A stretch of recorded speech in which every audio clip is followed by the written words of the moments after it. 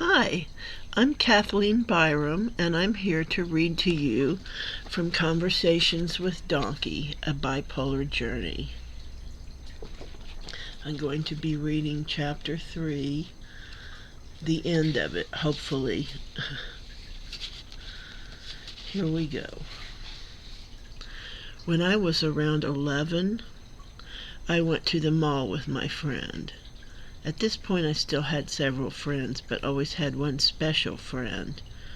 Pisces people seemed particularly vibey with me.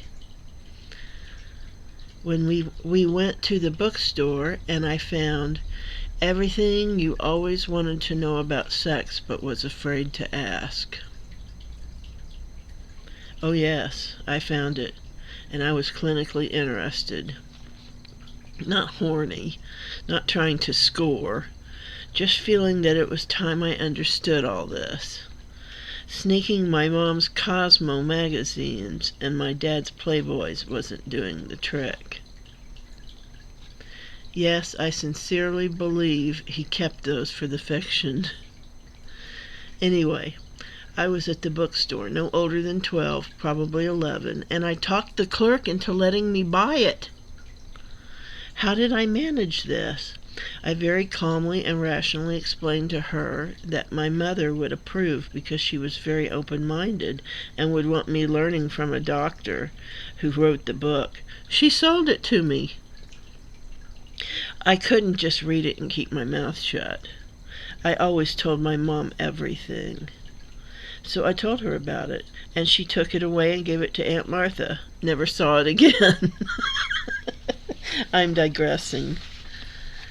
I think I had my share of being liked when I was young. I don't know about when I got older. Around 11 or 12, 6th grade middle school, I started feeling very uncomfortable. Girls looked hot, and they were attracting boys. I did not look hot. For one thing, except for getting out of the house once in purple velvet pants and purple suede boots, I did not dress popularly. I dressed weird. One time I wore purple polyester knit pants with a purple and blue madras shirt, which I loved, and had to wear my brown rubber boots because it was raining. I forgot my shoes. I had to wear brown rubber boots with polyester knit pants all day. That's the schmucky way I was.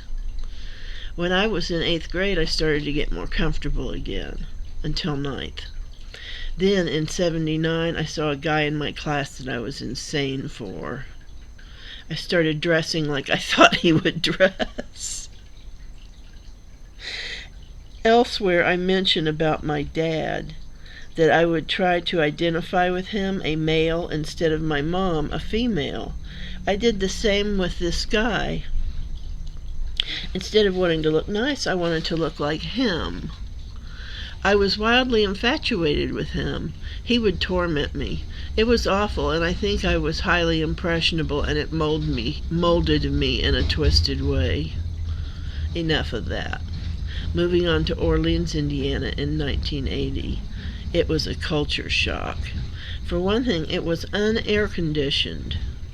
I got sent home to Aunt Jenny's across the street every time I'd get swollen up from hives from being hot or got a migraine. And yet these kids did not treat me like a weirdo. They were so nice. The first that was so kind to me was TB. I had friends, people who liked me. I didn't have to go to PE and show them how uncoordinated I was. I never felt comfy in my own body, and I abused it horribly, but that's for another story. Around 3rd grade, I think, was when Dad got health kicky and our diets changed.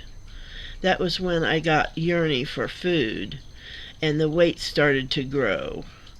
I was always a little plump. When I was 15, I was about a 14-16. They didn't have cool clothes for heavier people then. Still, I was never made fun of for my clothes. This was a poor area, meaning monetarily, a southern Indiana farming area. I thought I was prettier than I was, and sometimes slathered on the makeup, I hated my glasses. I felt like such a goob. Senior year, I was able to show up in contacts. I was so happy with myself I could burst. I finally felt like I could show everybody my beautiful face. I was vain. I remember saying to my best friend at the time that I was finally pretty. She gave me a look, and I quickly said, "You know what I mean," and was ashamed. My vanity was very insecure. I've always been insecure. It's what drives my feeling alienated from my friends when they were always right there loving me the whole time. And that is that for now. Next will be Chapter 4. Thank you for listening.